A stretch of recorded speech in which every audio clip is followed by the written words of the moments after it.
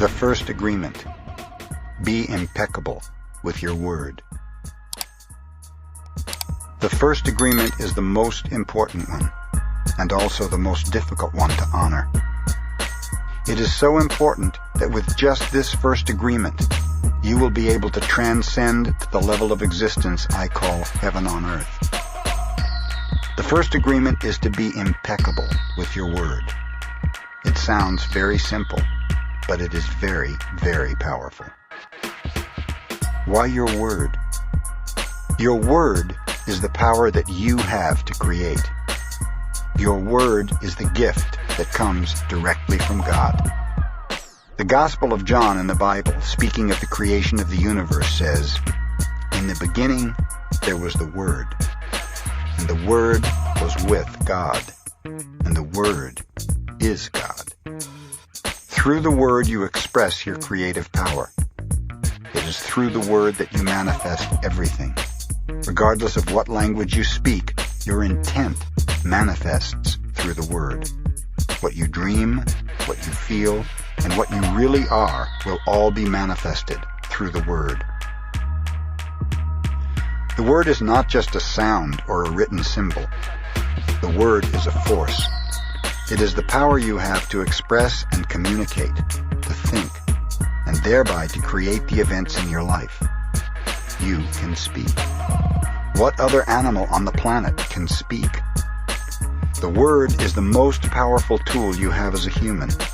It is the tool of magic.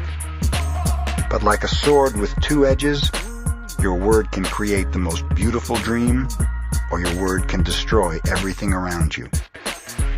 One edge is the misuse of the word, which creates a living hell. The other edge is the impeccability of the word, which will only create beauty, love, and heaven on earth. Depending upon how it is used, the word can set you free, or it can enslave you even more than you know. All the magic you possess is based on your word. Your word is pure magic, and misuse of your word is black magic. The word is so powerful that one word can change a life or destroy the lives of millions of people.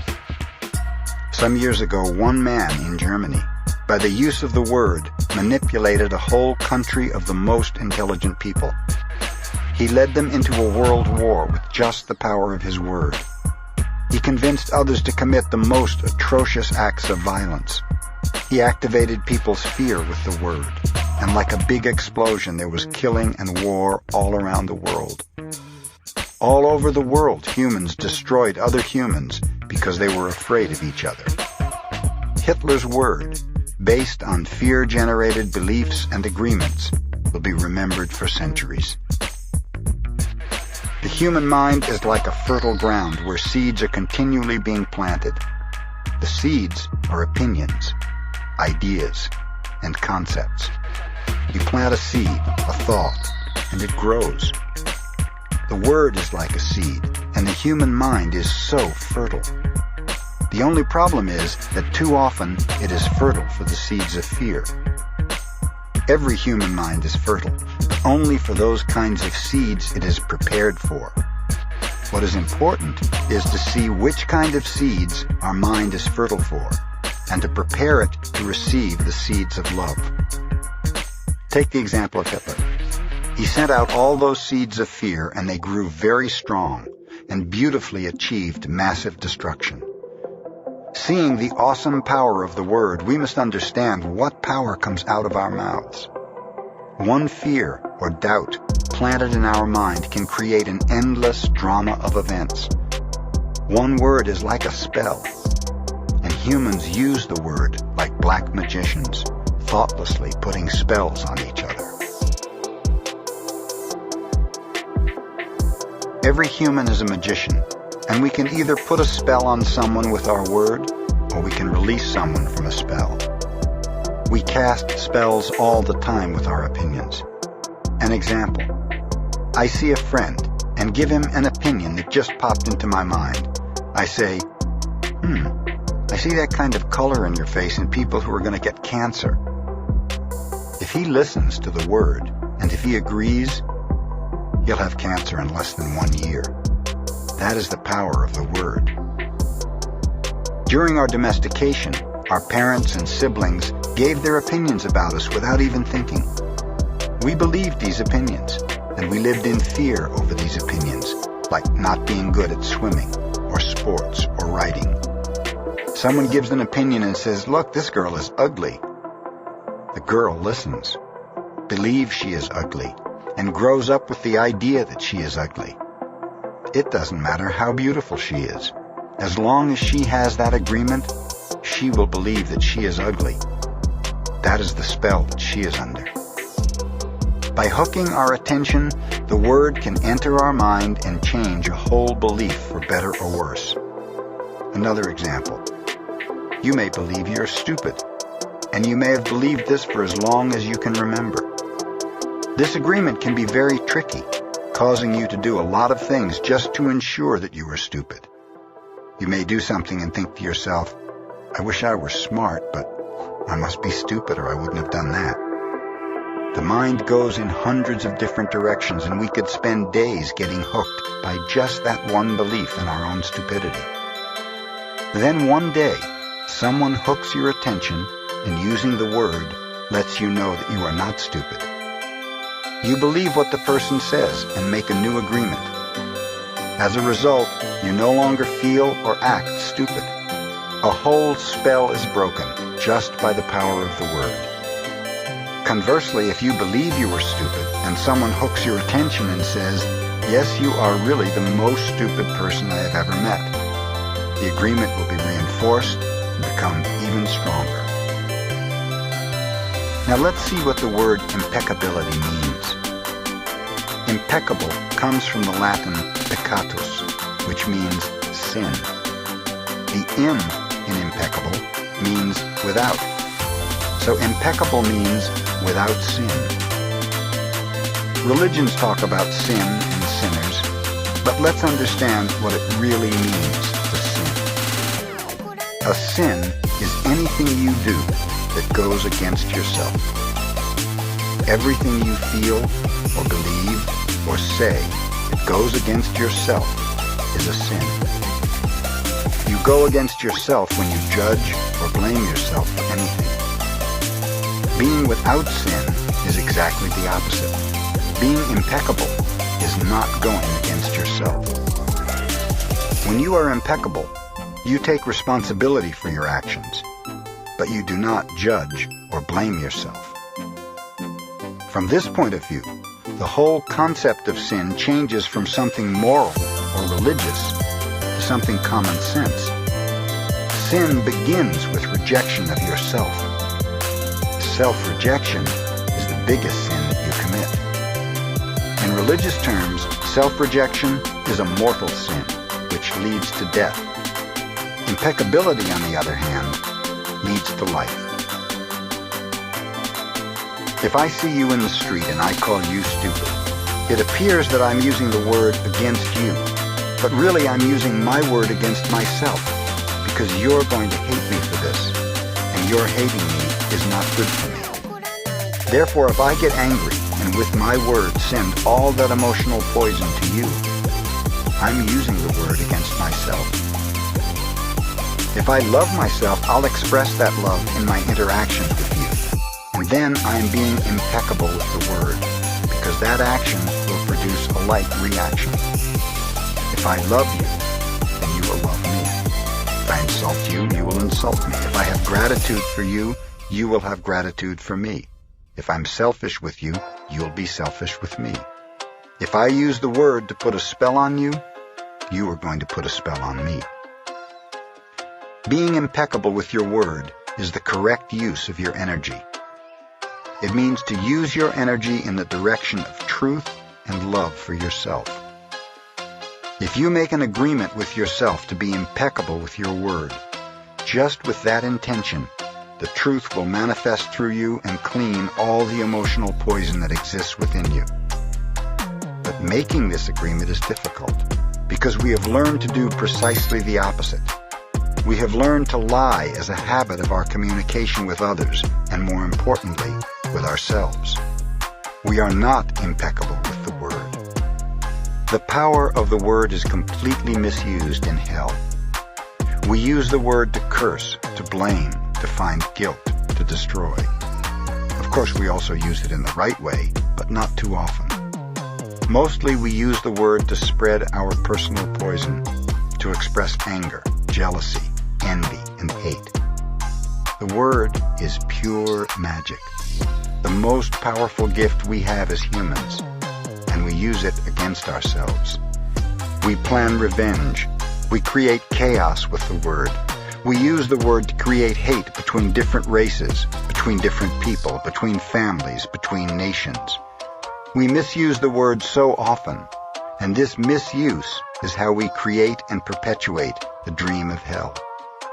Misuse of the word is how we pull each other down and keep each other in a state of fear and doubt, because the word is the magic that humans possess, and misuse of the word is black magic. We are using black magic all the time without knowing that our word is magic at all. There was a woman, for example, who was intelligent and had a very good heart. She had a daughter whom she adored and loved very much. One night she came home from a very bad day at work, tired, full of emotional tension, and with a terrible headache. She wanted peace and quiet, but her daughter was singing and jumping happily. The daughter was unaware of how her mother was feeling. She was in her own world, in her own dream. She felt so wonderful, and she was jumping and singing louder and louder, expressing her joy and her love. She was singing so loud that it made her mother's headache even worse, and at a certain moment the mother lost control. Angrily, she looked at her beautiful little girl and said, "Shut up, you have an ugly voice. Can you just shut up?" The truth is that the mother's tolerance for any noise was non-existent. It was not that the little girl's voice was ugly, but the daughter believed what her mother said, and in that moment she made an agreement with herself. After that, she no longer sang, because she believed her voice was ugly and would bother anyone who heard it. She became shy at school, and if she was asked to sing, she refused. Even speaking to others became difficult for her. Everything changed in the little girl because of this new agreement. She believed she must repress her emotions in order to be accepted and loved. Whenever we hear an opinion and believe it, we make an agreement, and it becomes part of our belief system. This little girl grew up, and even though she had a beautiful voice, she never sang again. She developed a whole complex from one spell. The spell was cast upon her by the one who loved her the most, her own mother. Her mother didn't notice what she did with her word. She didn't notice that she used black magic and put a spell on her daughter. She didn't know the power of her word, and therefore she isn't to blame. She did what her own mother, father, and others had done to her in many ways. They misused the word. How many times do we do this with our own children? We give them these types of opinions, and our children carry that black magic for years and years. People who love us do black magic on us, but they don't know what they do. That is why we must forgive them. They don't know what they do. Another example. You awake in the morning feeling very happy.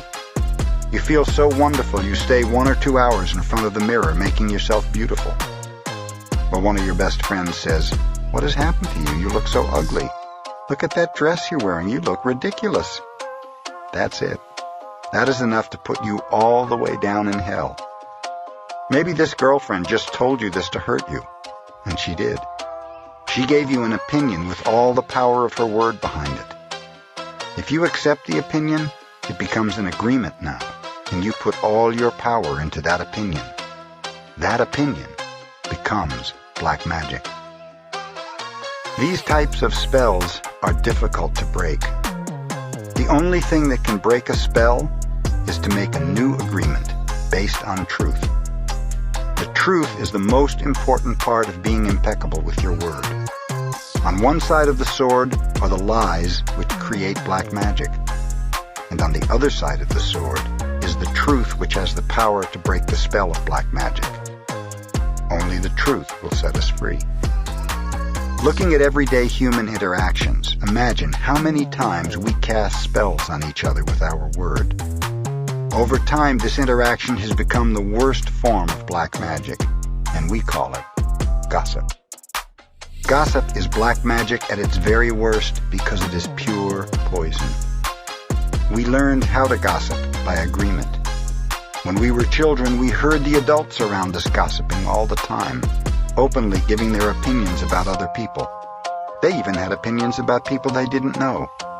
Emotional poison was transferred along with the opinions, and we learned this as the normal way to communicate. Gossiping has become the main form of communication in human society. It has become the way we feel close to each other, because it makes us feel better to see someone else feel as badly as we do. There's an old expression that says, misery likes company, and people who are suffering in hell don't want to be all alone. Fear and suffering are an important part of the dream of the planet. They are how the dream of the planet keeps us down. Using the analogy of the human mind as a computer, gossip can be compared to a computer virus. A computer virus is a piece of computer language written in the same language all the other codes are written in, but with a harmful intent. This code is inserted into the program of your computer when you least expect it, and most of the time without your awareness. After this code has been introduced, your computer doesn't work quite right, or it doesn't function at all because the codes get so mixed up with so many conflicting messages that it stops producing good results. Human gossip works exactly the same way. For example, you're beginning a new class with a new teacher, and you've looked forward to it for a long time. On the first day of class, you run into someone who took the class before who tells you, "Oh, that instructor was such a pompous jerk. He didn't know what he was talking about, and he was a pervert too, so watch out." You are immediately imprinted with the word and the emotional code the person had when saying this. But what you're not aware of is his or her motivation in telling you. This person could be angry for failing the class, or simply making an assumption based on fears and prejudices. But because you have learned to ingest information like a child, some part of you believes the gossip, and you go on to the class. As the teacher speaks, you feel the poison come up inside you, and you don't realize you see the teacher through the eyes of the person who gave you that gossip. Then you start talking to other people in the class about this, and they start to see the teacher in the same way, as a jerk and a pervert. You really hate the class, and soon you decide to drop out. You blame the teacher, but it is gossip that is to blame. All of this mess can be caused by one little computer virus. One little piece of misinformation can break down communication between people, causing every person it touches to become infected and contagious to others. Imagine that every single time others gossip to you, they insert a computer virus into your mind, causing you to think a little less clearly every time. Then imagine that in an effort to clean up your own confusion and get some relief from the poison, you gossip and spread these viruses to someone else. Now imagine this pattern going on in a never-ending chain between all the humans on Earth. The result is a world full of humans who can only read information through circuits that are clogged with a poisonous, contagious virus. Even worse are the black magicians or computer hackers who intentionally spread the virus. Think back to a time when you or someone you know was angry with someone else and desired revenge. In order to seek revenge, you said something to or about that person with the intention of spreading poison and making that person feel bad about him or herself. As children, we do this quite thoughtlessly, but as we grow older, we become much more calculated in our efforts to bring other people down. Then we lie to ourselves and say that person received a just punishment for their wrongdoing. When we see the world through a computer virus, it is easy to justify the cruelest behavior. What we don't see is that misuse of our word is putting us deeper into hell. For years, we've received the gossip and spells from the words of others, but also from the way we use our word with ourselves. We talk to ourselves constantly, and most of the time we say things like, "Oh, I look fat. I look ugly. I'm getting old. I'm losing my hair. I'm stupid. I never understand anything. I will never be good enough, and I am never going to be perfect." Do you see how we use the word against ourselves? We must begin to understand what the word is and what the word does.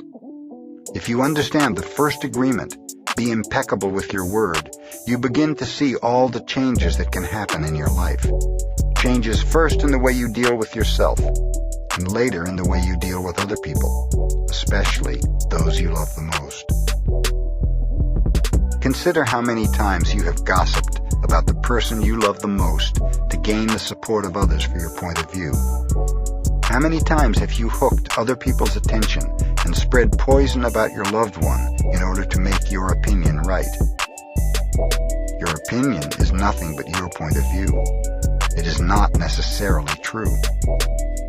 Your opinion comes from your beliefs, your own ego, and your own dream.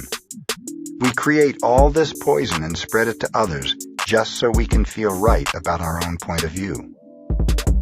If we adopt the first agreement and become impeccable with our word, any emotional poison will eventually be cleaned from our mind and from our communication and our personal relationships, including with our pet dog or cat.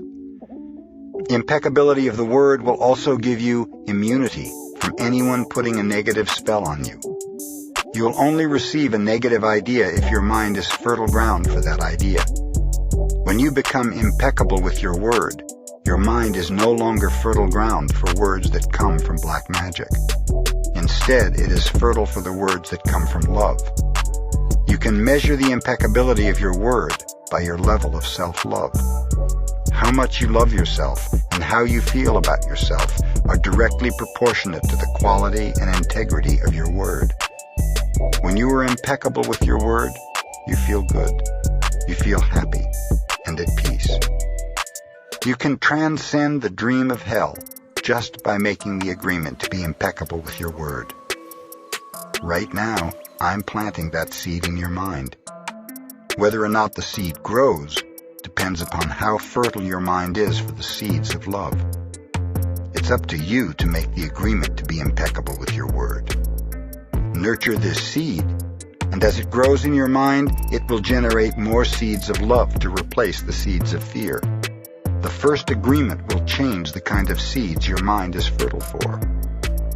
The first agreement is one you should make if you want to be free, if you want to be happy, if you want to transcend the level of existence that is hell. To be impeccable with your word is very powerful. Use the word in the correct way. Use the word to share your love. Use white magic, beginning with yourself. Tell yourself how wonderful you are, how great you are. Tell yourself how much you love yourself.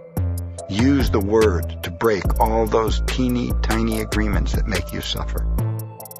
Just this one agreement can change your whole life. Impeccability of the word can lead you to personal freedom, to huge success and abundance.